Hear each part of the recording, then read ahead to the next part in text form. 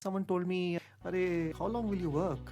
And then at some point in time realized that you could keep working for someone. The last 2 years have been at ALT, building something which is unique, building something that is close to my heart, trying to do something which could in many ways revolutionize the way people invest in real estate. The idea is to enable people to invest in real estate 1 square foot at a time. So how do you invest in 1 square foot at a time? Like how does AllDRX make that possible? It's a very good question. How do you convince somebody that you don't need to put 50 lakhs in an apartment anymore? So, how's the real estate market influenced? Yeah, very good question. India is a $3 trillion economy. In the next 20 years, whatever that number is, real estate will be about 12 to 15% of that. That is a significant amount. Look at Bangalore. Approximately 4 lakh new people come to Bangalore every year.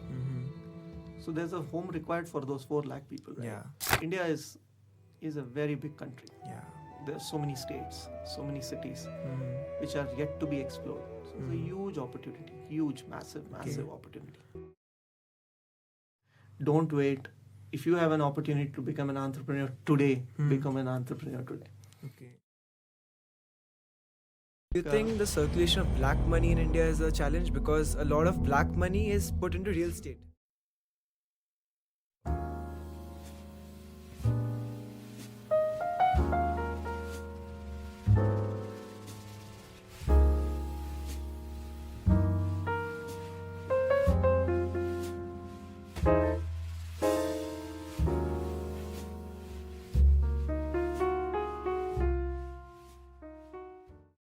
Hello, and welcome to the Millionaires podcast, where we interact with people who've changed a million lives. Today we have Avinash Rao, the principal founder of AllDRX. Why not we start this podcast with you introducing something about yourself? Thank you. It's the first time in my life where the combined age of two of the people whom I'm speaking to is lesser than mine. So let's start on that note. I've rarely spoken to such young people on a podcast of this nature, so it's fantastic. And it's something to do with what are things to come, right? India is a young country, and you young people are the future of this country. So thank you for having me over. It's lovely. Oh, it's an honor to host you. Yes. Likewise. So nice. What would you like to know about me? I mean... Just a short introduction about yourself. Okay. What do you do? Who are you? Okay, thank you. Okay. So I did my graduation, did my MBA with dreams in my eyes, came to Bangalore. And fundamentally took the first job that I got, right? So I come from an age where the first thing that you did was find a job. So I went and found a job. I joined Reliance as an account manager. It was the telecom industry. Telecom industry had just started. So I joined Reliance as an account manager. It was great. And spent a couple of years there. Then did a small stint with Samsung. Then joined Tata Teleservices. I spent about 8 years over there. And in those 8 years, I learned a lot, grew professionally. And by the time I was done with them, I had already scaled to the level of becoming a head of a business, heading enterprise business for a region. It was quite a learning experience. Then as fate would have it, tracks changed. I joined real estate. I took up a job in real estate. Very rarely people move from telecom to real estate, but things in telecom were all over the place, and they were going nowhere at times, and sometimes it used to look very bleak. So I said, okay, let's see, what could you do? So I went and joined real estate. Took up the role of the regional director for the southern region for Knight Frank. Spent a couple of years there. Then moved to Puravankara, where I headed Provident Housing. I headed Purva Land. Spent about 8 years over there. Again, great understanding, great knowledge gathering of what needs to be done in the space of real estate, how developers operate. Immense learning opportunity, right? So did reasonably well. And then at some point in time realized that you could keep working for someone, and it's nice. And it's been the edifice on which my career has been built.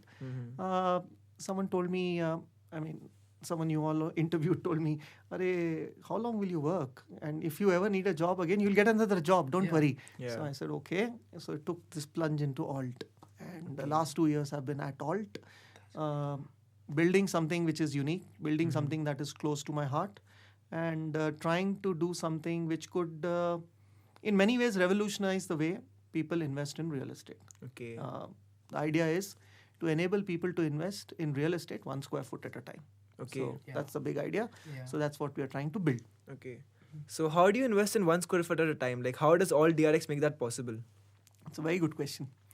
So many people invest in the stock market. Many people invest in mutual funds. Many people invest in gold. Many people go and open a fixed deposit, right? Yeah. So fundamentally, people have the option of going and making these investments. But these investments have come a long way. Over the last so many years and so many decades, people have been educated in how to make these investments. Okay. Real estate is still very, how would I say, it's easy to buy, difficult to sell. And there are a host of things that are involved in a real estate investment. So you wanted to solve the problem of a large sum of money to be invested in real estate, right? Correct. Many ways, yes. So the whole idea is that you should be able to invest in real estate like you invest in the stock market for sums as low as 10,000 rupees. Okay, wow. Now you can come on to AllDRX, register yourself, complete your KYC, Okay. register your bank account, Okay. and buy 1 square foot of plotted land in Okay. Devanhalli, for example, in North Bangalore, Hmm.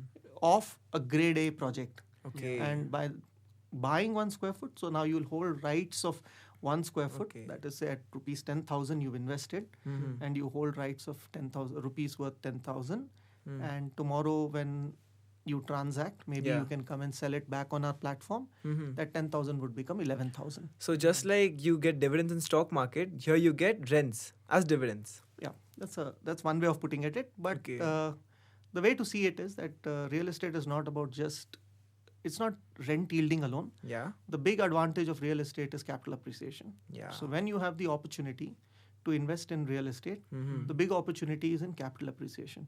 As a long-term investment, if you continue to invest in real estate, you're likely to see your capital appreciate significantly. So if you can enter at 10,000, hold your investment for some time, you can exit by getting a 20%, 30% upside. So that is the big play when it comes to real estate. So this is how you should look at it. The whole idea of AllDRX is that we provide people the opportunity to come and invest take small bites. Okay. These small bites can grow. 10,000 can become 50, 50 can become 1 lakh. And over a period of time, you will see capital appreciation. Okay. So what are the biggest challenges in this digital fractional ownership? There are a lot of challenges. Number one is education. How do you convince somebody that you don't need to put 50 lakhs in an apartment anymore? You can now come and invest 1 square foot and own one square foot at 10,000 rupees, right? So people need to be educated. Education needs to come on to from multiple sides, right? It's not like just come and invest in AllDRX or it's come and invest in 1 square foot. The education needs to be done at a point where you should be willing to understand how this investment thesis works, and then invest your money because it's hard-earned money. So it's important to make the right decision. So that's why education is required, and it's not a challenge; it's an opportunity for anyone in this space to be able to educate people. But there are various other challenges like. Do you think the circulation of black money in India is a challenge because a lot of black money is put into real estate, often by people? Okay, I'll answer his question first, and then I'll come to this. The other two challenges that may be there could be, how the regulator sees it, and then there are regulations around it. And then there is adaptability, education, regulation, adaptability. These are like the challenges, and over a period of time, this should get addressed, and more organizations like us will help the process being hastened. Parallel economy. Your question is parallel economy. And over a period of time, things have changed, right? We need to be cognizant of the fact that any parallel economy has got a lifespan. I think the lifespan of this parallel economy that you mentioned is receding significantly. Most people today do not use black money, or I would say that it's a misnomer into Okay. a large extent right now. So I think Okay. people have started moving into the direction of investing the right way. Okay. Look at the number of demat accounts we have in our country. Look at the number of people who have invested in FTs. Look at, we have more than 8.5 crore demat accounts. We have got close to 10, 11 crore people filing income tax in our country. Look at the usage of UPI. Yeah. So when you look at all these indicators, you will realize that the economy, there is only one economy at play. Okay. The parallel economy is slowly but surely receding. Okay. So what's the criteria used in AllDRX to register property? That's a nice question. So what we do is we follow a scientific method. So we identify an asset. We get that asset valued. Accredited government valuer values the asset. Once we've identified the asset, then we have an IPC whom we have tied with. IPC being an international property consultant, which is Knight Frank. They issue a report about the micro market, about the property. So after we do a thorough due diligence, which involves legal due diligence, technical due diligence, then we go about purchasing the property and placing that property onto the platform. So this whole process is scientifically done from the point of view of ascertaining the price, which is very important, ascertaining the credibility of the development, that's critical, ensuring that the legal title is in place, and finally, the marketability of the product. So all of these things are taken into consideration before the property or the asset is placed on the platform. Okay, It's quite a long process. Yeah. Quite an important process. Important, yeah. Imagine if you're somewhere sitting in Mount Abu and you want to put your 50,000 rupees, wouldn't you want to know Of course, yeah. all these details? Wouldn't you want to know that your money is safe? Don't you want to know it's going in the right place? So that's why it's important.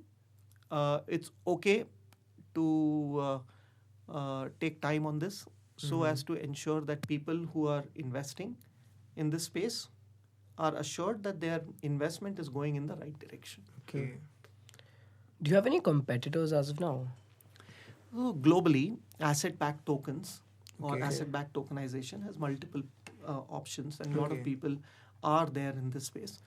Locally in India, we must be the first few who are taking these steps.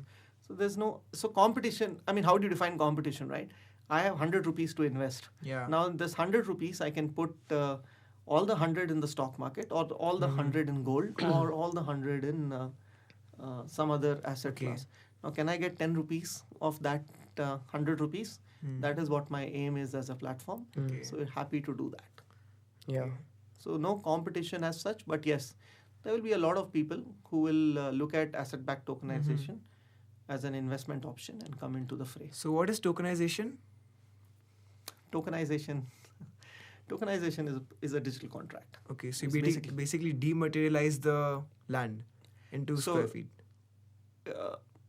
Tokenization is a process of writing a financial contract, financial digital contract, which is an asset-backed digital contract, which is there. And this digital contract is actionable.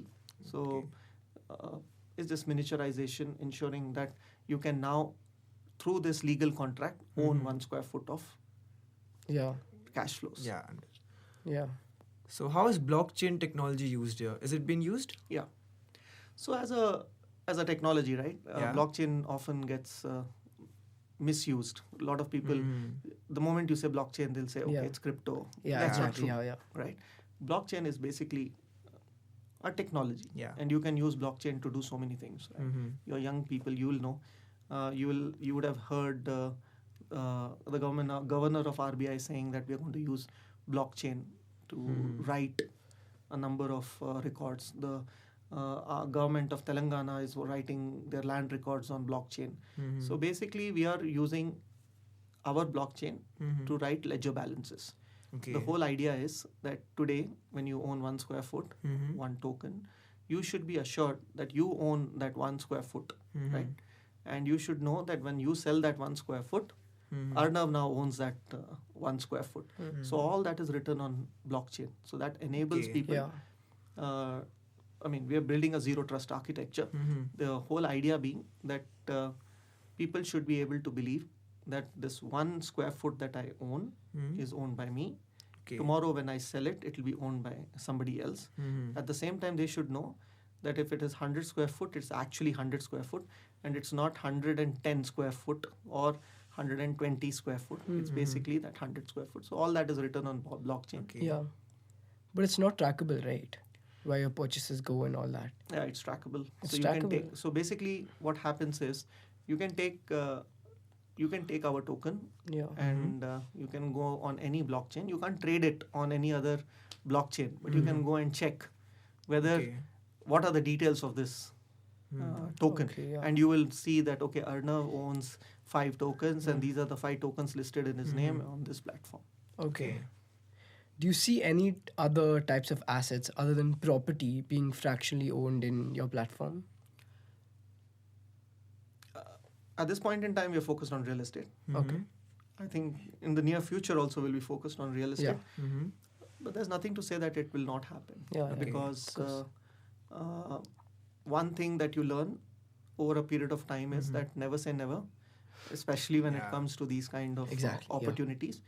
But we do see there is a huge opportunity when it comes to solar plants, when it Yeah. comes to ships, when it comes Yeah. to airplanes. I mean, any capital intensive asset can be tokenized. Yeah. Any capital intensive asset which has got financial value can be tokenized. So Okay.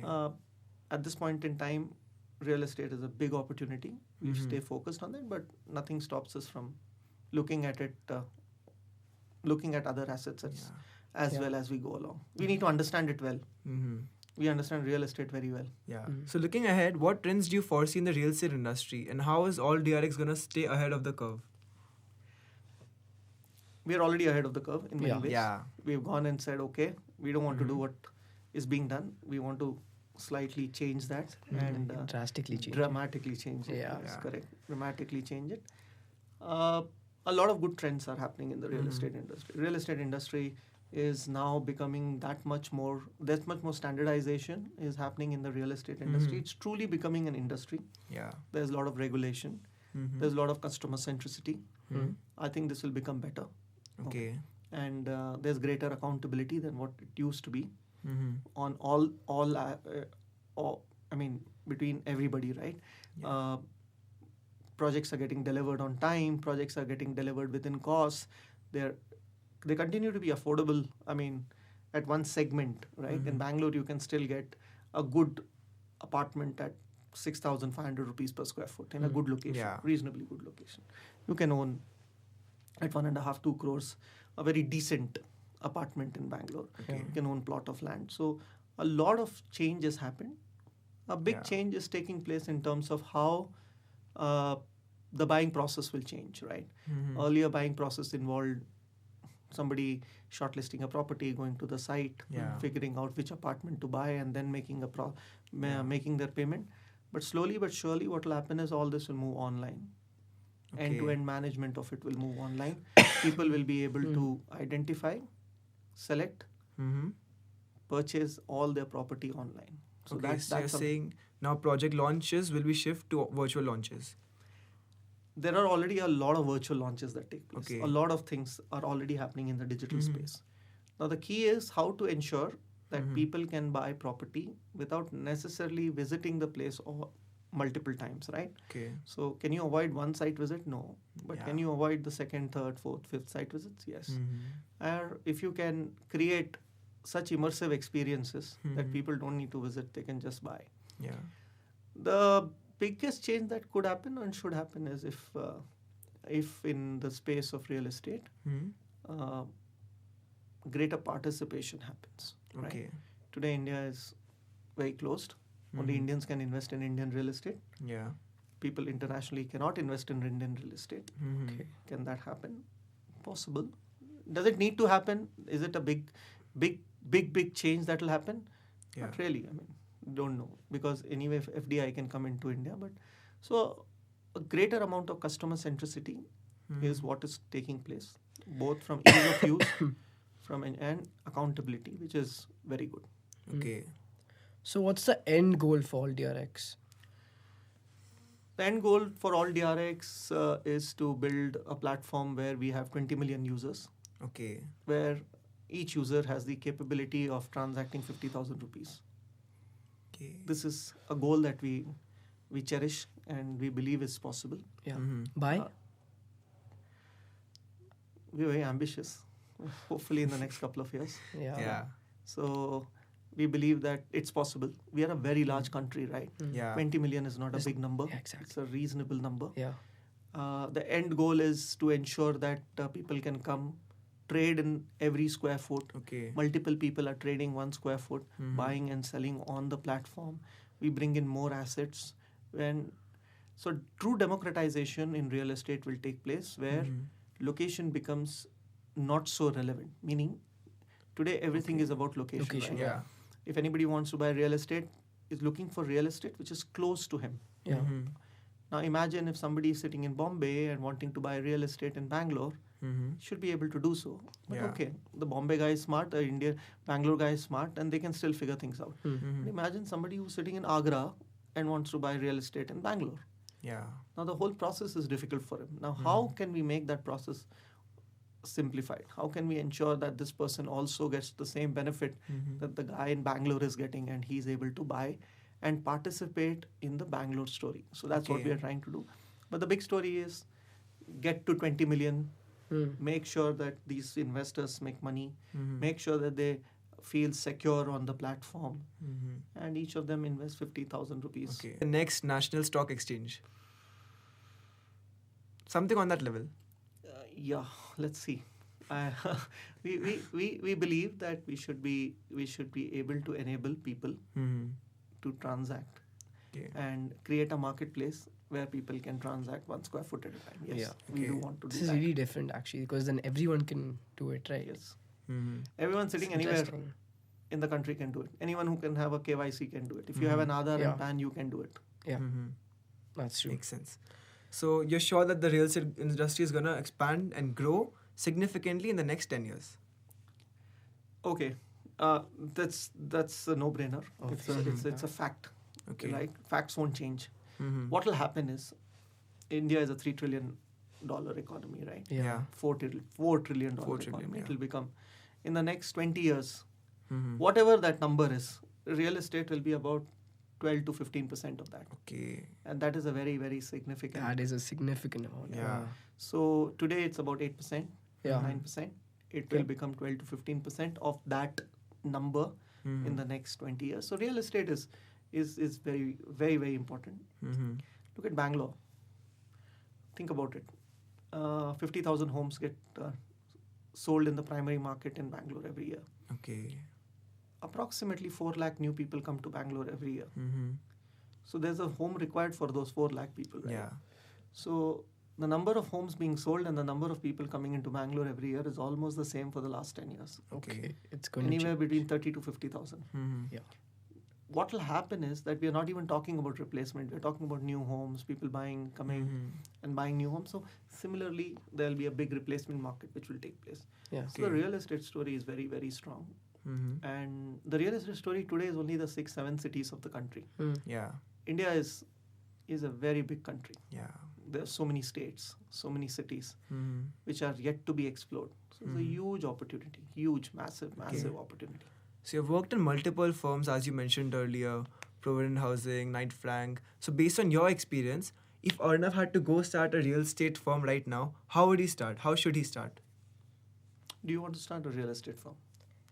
If he had to. Yuvraj does. Okay, you want to start a real estate firm. Yeah, so it's important to understand any business, right? It's important to understand the nuances of any business. It's important to understand what your strengths are, Mhm. and it's important to understand the kind of ecosystem that you want to build for yourself and the ecosystem that you're entering. Mhm. So if you wanted to start a real estate firm, Yeah. I would first tell you, understand real estate development thoroughly. Okay. First, get into the fact that how do bylaws work? Understand the bylaws of the city. How does Okay. land work? And then get into a construction site and see how construction works. Mhm. You don't need to be doing it yourself, but Yeah. you need to understand how construction works, why delays happen, what could be the possible plausible reasons for delays. Is it only because money is not available, or is it there are various other factors at play? Yeah. Understand both the intrinsic as well as external factors at play in real estate, and then say, okay, I want to become a developer, for example. Okay. A developer is a very, very difficult job. Yeah. It's not an easy job.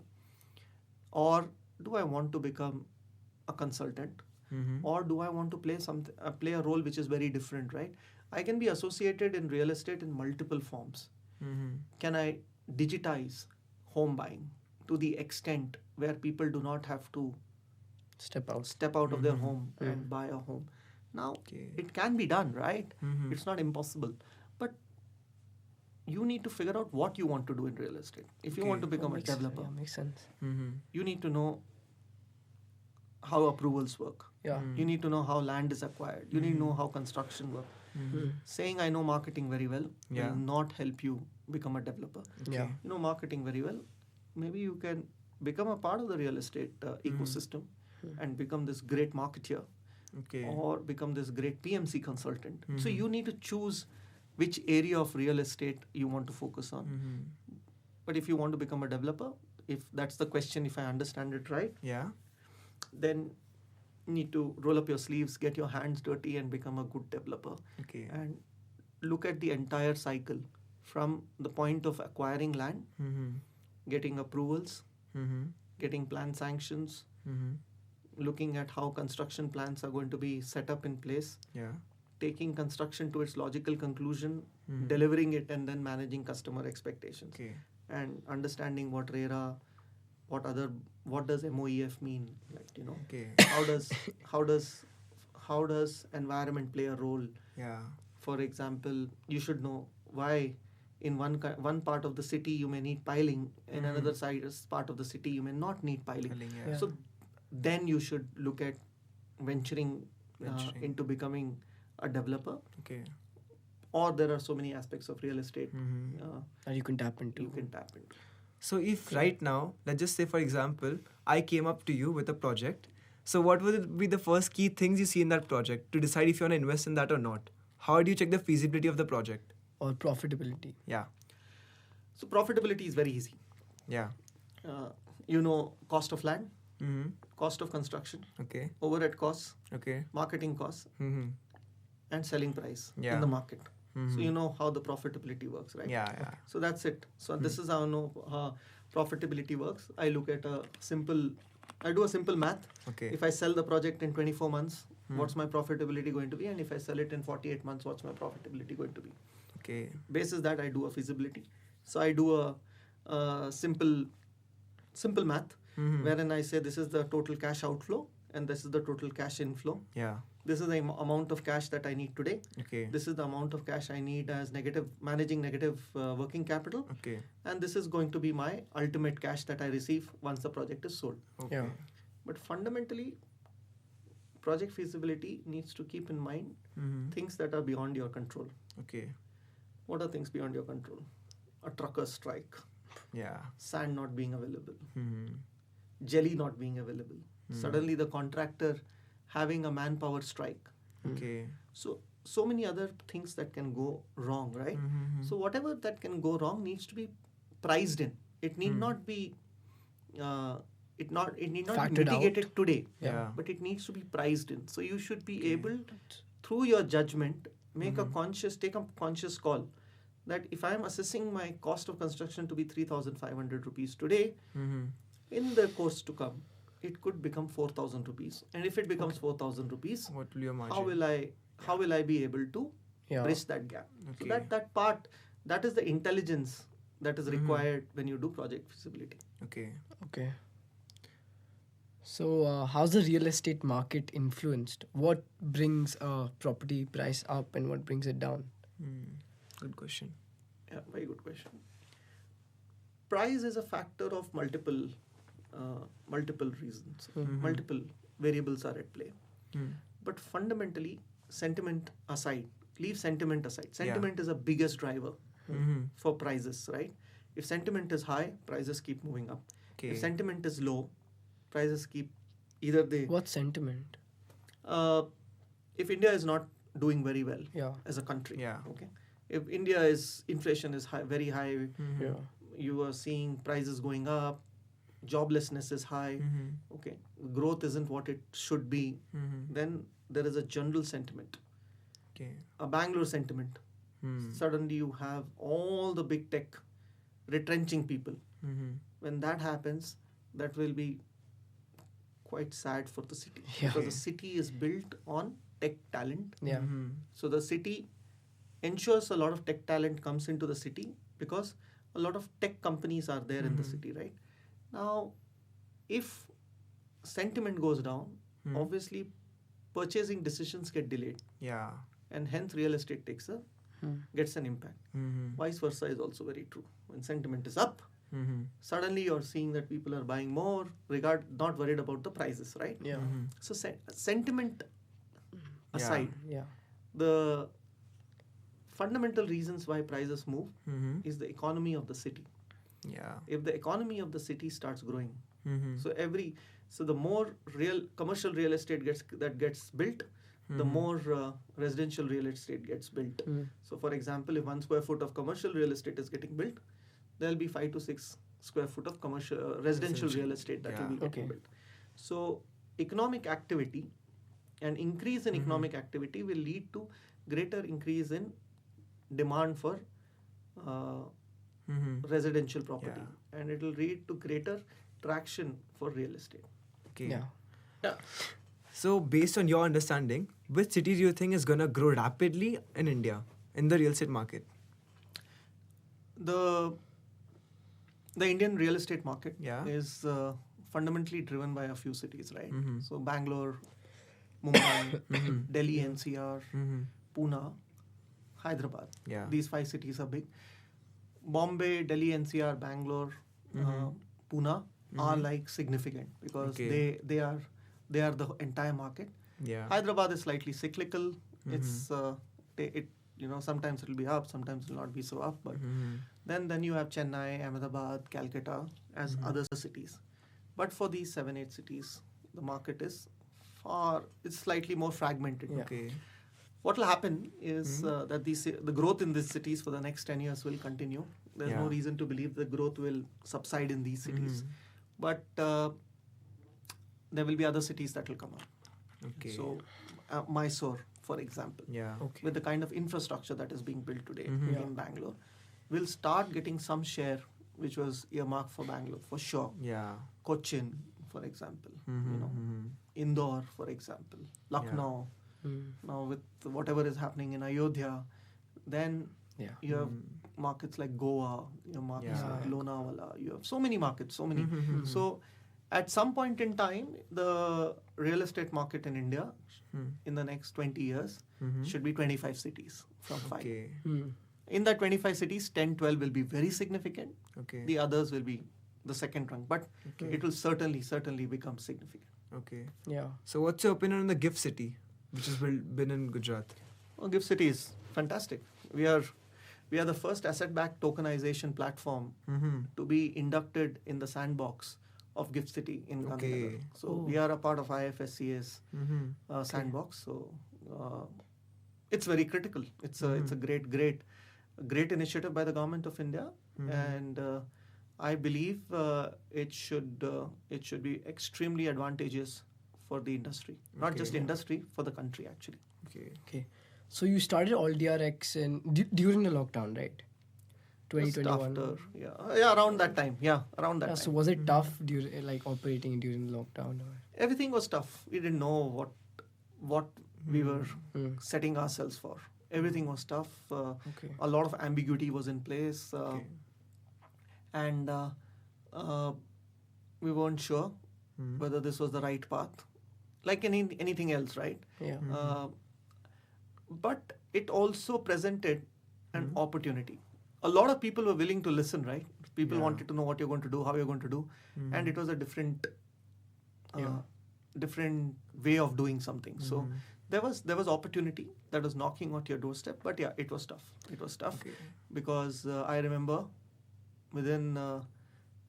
after having started the company, suddenly there was another lockdown. Yeah. And again, there was confusion. You didn't know what to do, what not to do. Yeah. Okay, so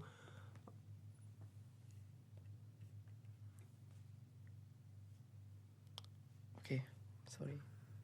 So before entering real estate, right? You were in a career corporate career was in telecom. What was this? This like a drastic change of fields. What was the motive behind it? There's no motive. Let's be clear. Okay. There's no. It's very nice in hindsight to say that you planned it, right? yeah. But there's no plan per se. Yeah. You react to situations. Most of the time, you're reacting to situations, and you're changing your reality as facts change. So, telecom was one sector. Okay. Real estate was another sector. The options in telecom were thinning down in the Okay. sense, if you go back in 2011, born, right? Both of Yeah. you? Okay. So in 2011, when I made the shift, Yeah.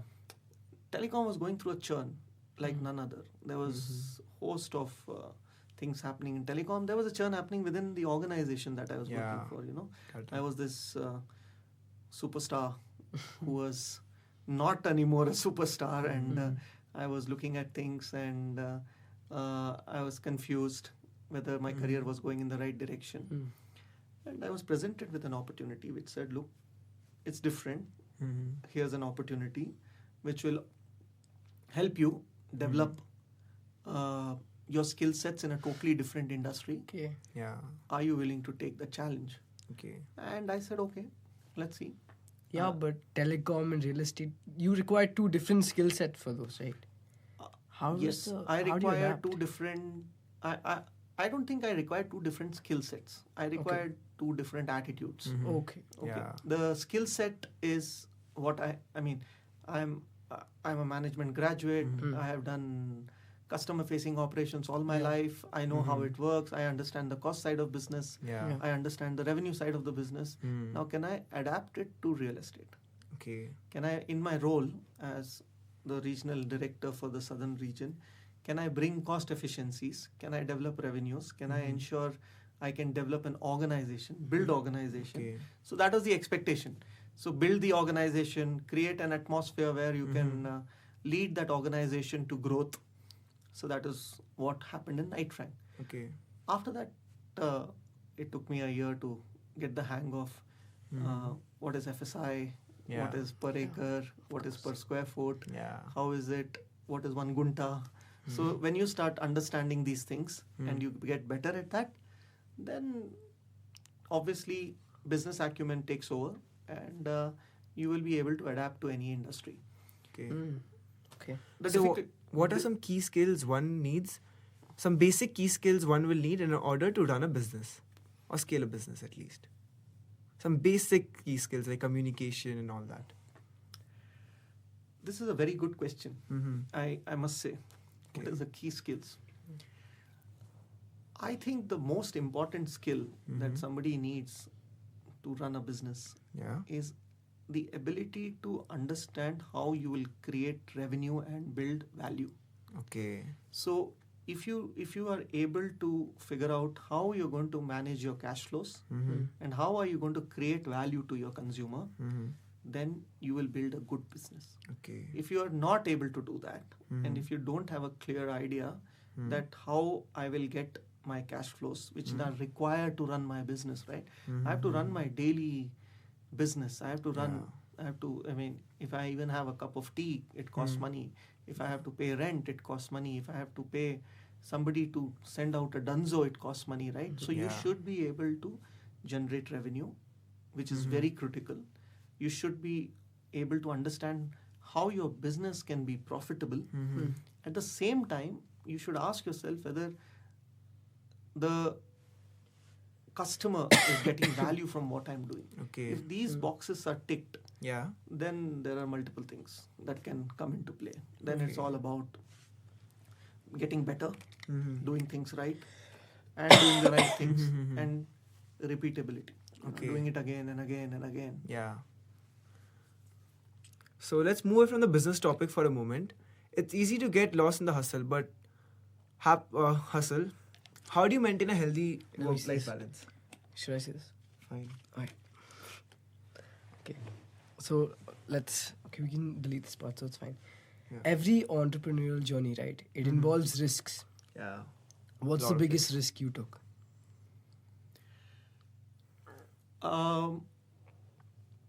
What is the biggest risk I took?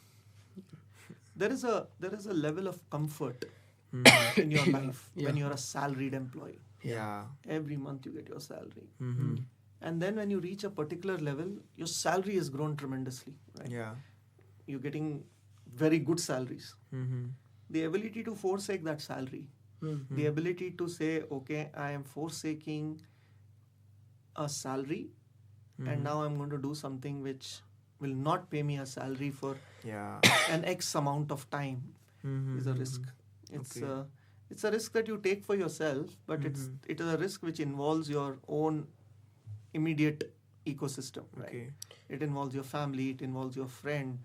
It's the fact that you're not going to buy a car after 5 years Yeah. of your car getting old. So the things that you were taking for being a given are no more a given. Okay. So you accept that and Okay. you start moving forward. Okay, so you are the customer relationship management for Provident Housing for a very long time. So what's the job of the customer relationship management and how do you do that? I was not the customer relationship management. So what's CRM? Okay, CRM is customer relationship management, but that's just one role, right? Okay. It's just one part of it. Okay. I was the business head. I was taking care of the entire business. Okay. And in customer relationship management, as a business head, you will take care of customer relationship management. Okay. Yeah. So what's CRM? CRM is just about ensuring Okay. that you listen to your customer, right? Okay. It's listening, being able to understand what your customers want. It's important to understand what is the moment of truth. There Okay. are multiple moments of truth. Yeah. Mm-hmm. And there are multiple areas where your customer will be talking to you without telling you what he or she wants. Mm-hmm. It's your ability to identify that, and then it's your ability to build systems which are customer centric. That is Okay. CRM. Yeah. Okay. Let's get back onto the entrepreneurship track. Sure. I think we can all agree that every entrepreneur has had that one book or that one resource that has significantly impacted their way of thinking, Mm-hmm. right? Right. Has it happened to you? Books have happened to me. Okay. Okay. Whether they're entrepreneurial in nature or no, I Okay. don't know. But there are a lot of books that have shaped the way I think, which I Okay. like a lot. So I can tell you about that. Okay. Some of them have to do with business. Some of them don't have to do with business. So could you list some of your favorite books? My favorite book, all-time Yeah. favorite book is Fountainhead Fountainhead. Fountainhead. by Ayn Rand. Okay. It's a book which everybody should read. Okay. Everybody, Mm-hmm. without exception, Okay. should read. The earlier you read it, the better. Mm-hmm. Because it's a book which celebrates the human spirit. It celebrates capitalism. It celebrates the fact that it celebrates a lot of values, human values. Mm-hmm. So the character of Howard Roark is somebody everybody can look up to, right? But not everybody can be. But it's a good metric to measure yourself against. Mm-hmm. There are other books also. I mean, you should read Straight from the Gut, which is Jack Welch's autobiography in many ways. It's a fantastic book. He's one of the most or the greatest business leaders of our times. Okay. So, Okay. and for young people like you should read Jonathan Livingston Seagull. Okay. Okay. We'll surely read that. Yeah. Jonathan Livingston Seagull gets over like this. Okay. So the Yeah, moment we you read pick it, quite a few books ourselves. so try Jonathan Livingston Seagull. Sure. It's Yeah. a great book. Okay. What do you think entrepreneurship is all about? Is it about financial success or is there something deeper than that? Okay. I don't think entrepreneurship is about financial success. course, yeah. I Okay. think I don't think entrepreneurship should be limited to that. Mm-hmm. Entrepreneurship is like this great canvas that you're provided, Yeah. and then you're given all the colors that you want to use, Mm-hmm. and then you said, okay, you make the painting. Okay. Whatever painting you make is in your hands. Yeah. Whatever you do is in your hands. Mm-hmm. Then you're judged. right? But the point is that entrepreneurship is this great canvas. Okay. It's your one opportunity Mm-hmm. to see if you can create value to your ecosystem. Okay. Whatever you do as an entrepreneur Mm-hmm. will ultimately create value to someone, Yeah. either yourself or your ecosystem. It's not necessary. It's limiting when you say it's financial success, Mhm. but we only hear about success, right? We never Yeah. hear about Failures. entrepreneurs who didn't succeed. Yeah. But there are a host of people out there who are trying to do something. Mhm. Some will succeed, some will not succeed. But whoever took that first step Mhm. was willing to forsake something Yeah. and try and build something. I think entrepreneurship is that ability to build something significant. Okay. That's, So beyond financial success, what legacy do you hope to leave behind? Me, Yeah. I'm just a small fry. I don't think about legacy as much as I think about if I can touch lives and people remember Yeah, me for the right that's all. things, Mhm. I'd be very happy. Yeah.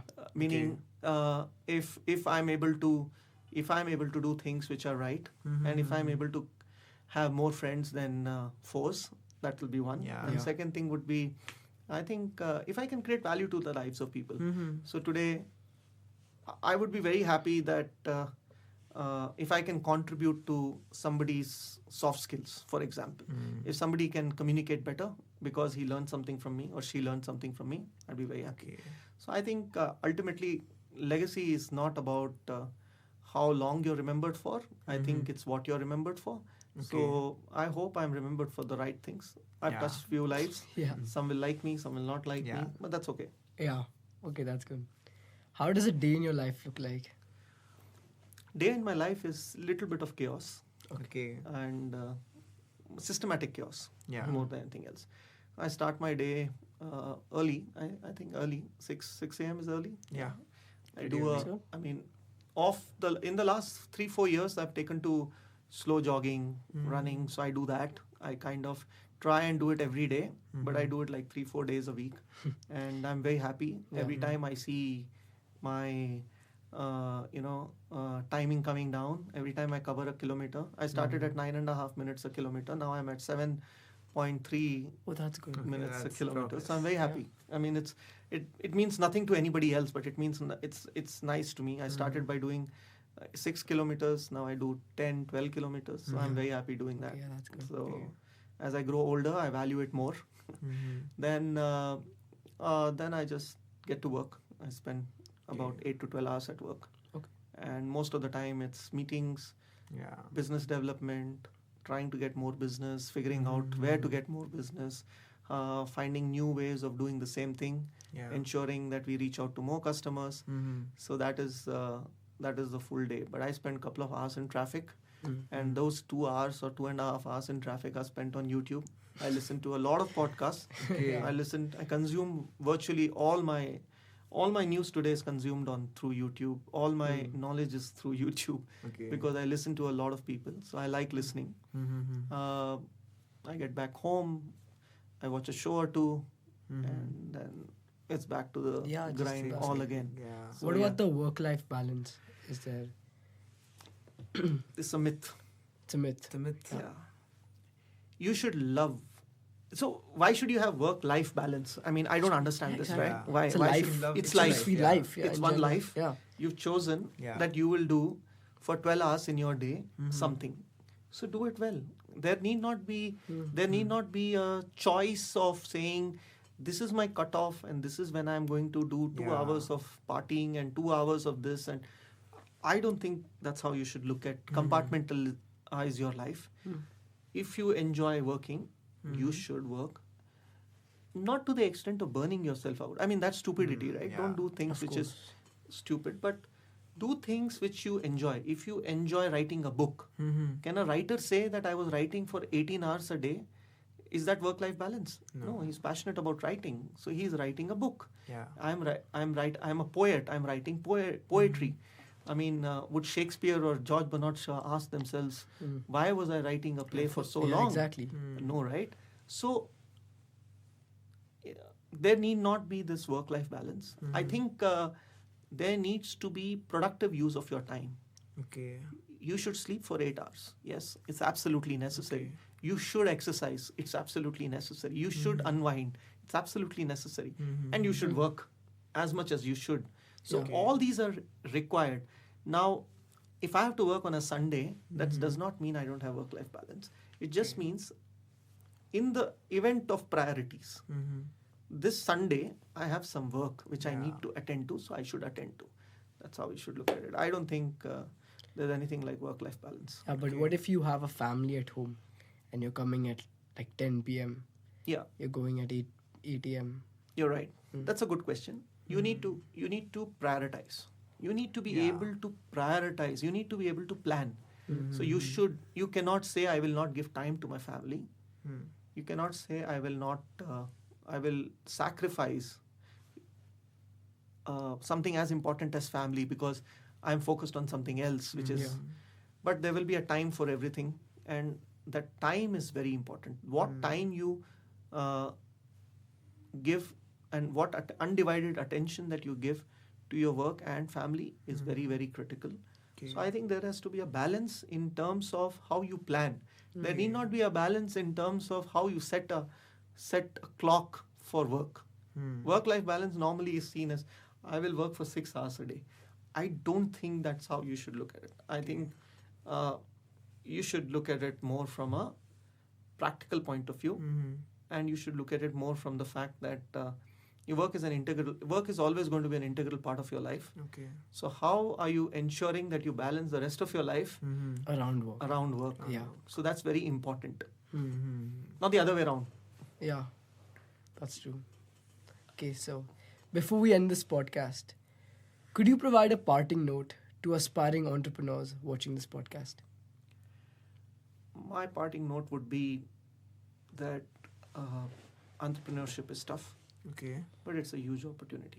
And in that opportunity, to create value to your society, to the system that you work in is huge.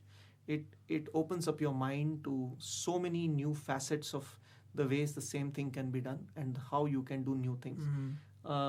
It's important if you're doing a job to do it well, but as an entrepreneur, you wear so many hats, you get so many opportunities that it builds your personality like nothing else.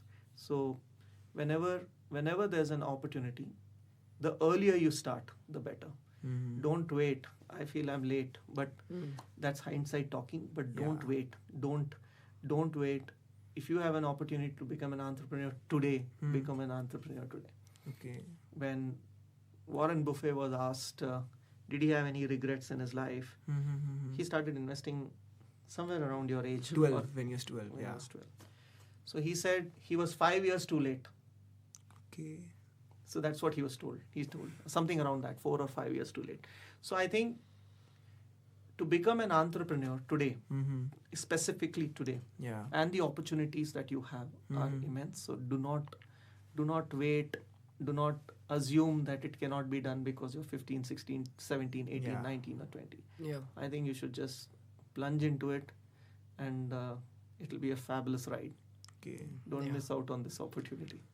So I'd like to end this podcast with thanking you. Thank you, Mr. Avinash Rao, for coming to our podcast. It was truly great to host you.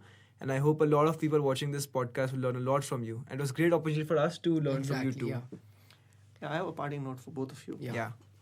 I think it's amazing seeing both of you doing this. I think it's a lesson in itself. Anybody who's out there wanting to do something, you would set an example for them. So I think as much as you would thank me, I thank you also. It's been a great experience. It's very well done.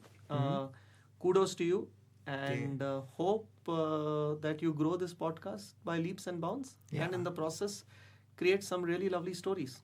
So all the best. Thank you so much. Pleasure. It's great to host you. Same here.